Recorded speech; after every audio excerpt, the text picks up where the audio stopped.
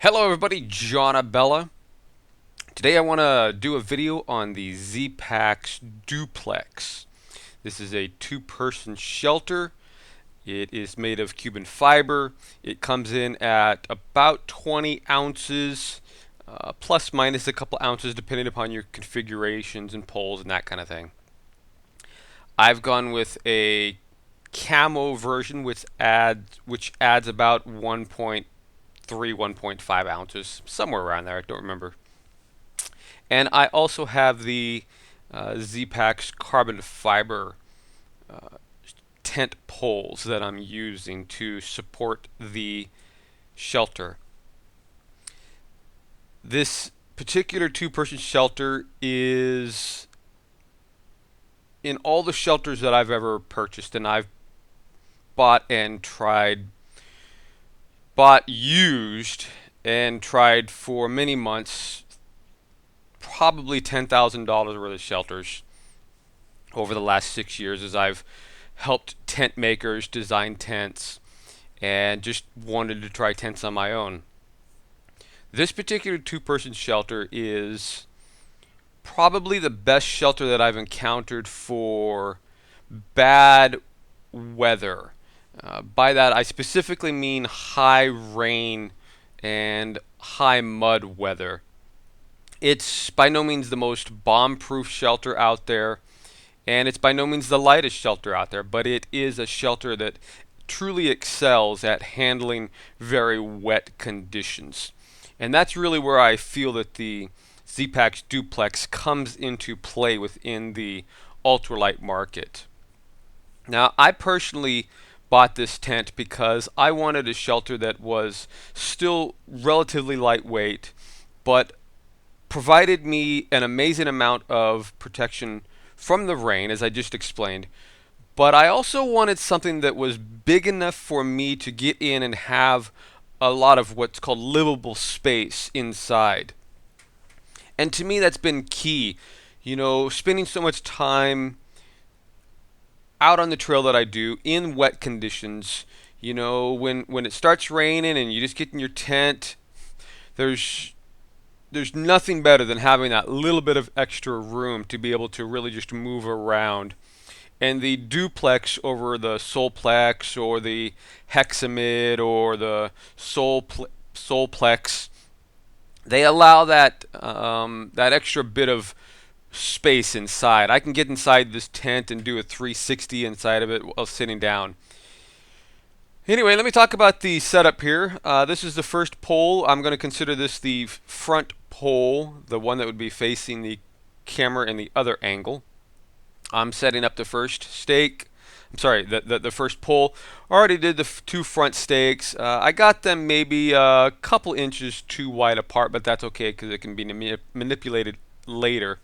I do use line lock threes on this particular tent rather than just a loop and driving the stakes in at the end of the guy lines. I found the extra weight of 4 or 5 line lock threes is completely inconsequential. Now right here you're going to see that the pole is actually not straight. What's happened is the front stake for the front pole has started to come out of the ground, and we're going to see the consequences of that a little bit later in the video. You're going to see a huge consequence of what happens when your front stake comes loose.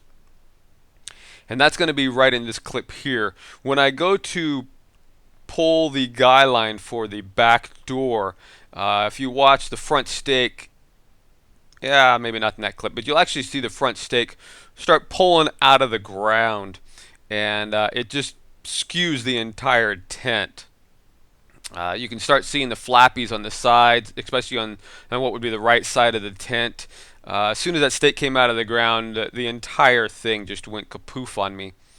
And here you can see as soon as I pull that particular stake tightened up, that front, the entire front tent pole just completely went bonkers on me. But it's a simple thing to solve. You just pull the stake back out, and retighten the guy line and drive the stake back into the ground, and you're good to go. You automatically see, the sides starting to tighten up there a little bit.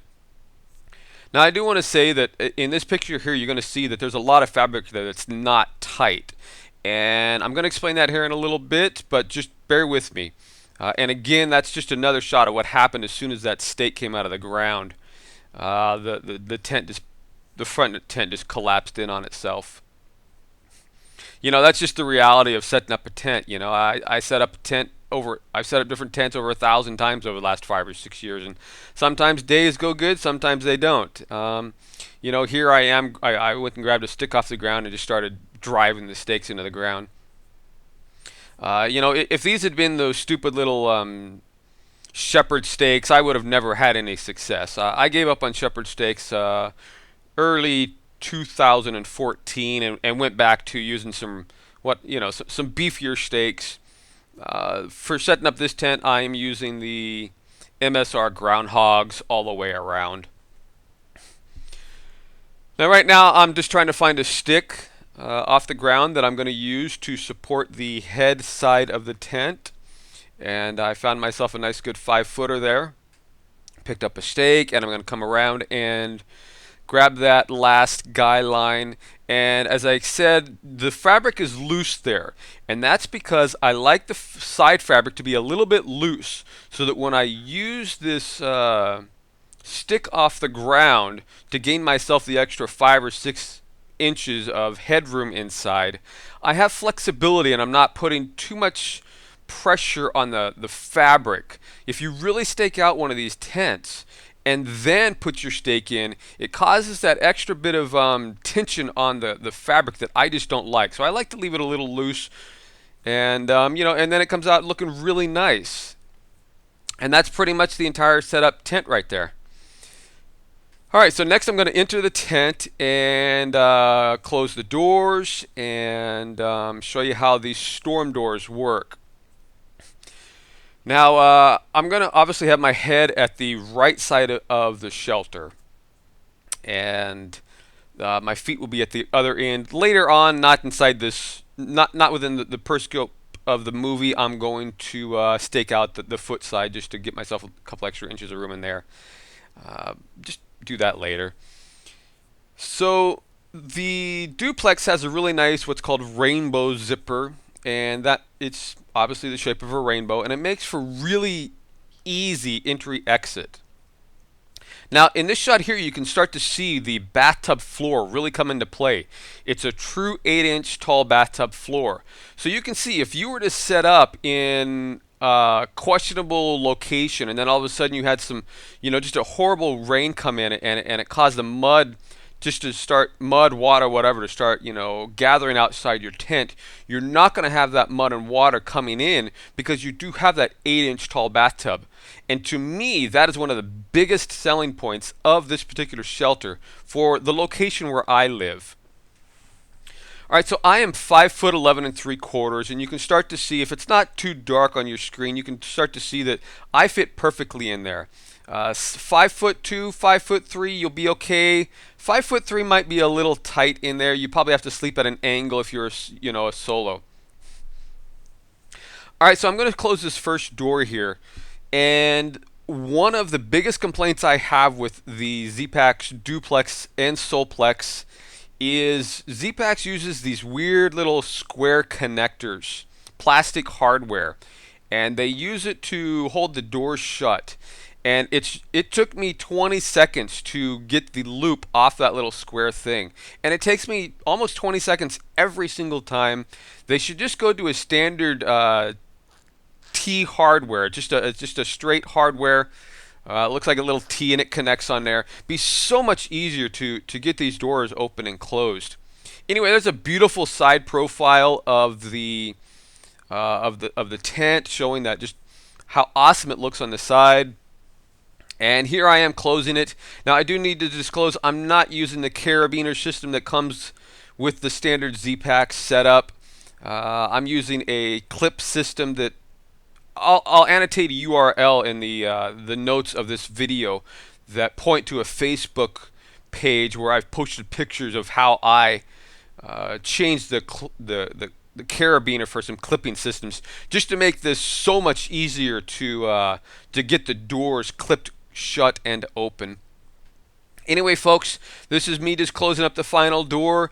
Thanks for watching the video. Hope you have enjoyed this quick 10-minute video of setting up this ZPacks Duplex. Really love the shelter. By far my favorite two-person shelter I've ever encountered, ever slept in, ever used, and ever bought. Thank you very much.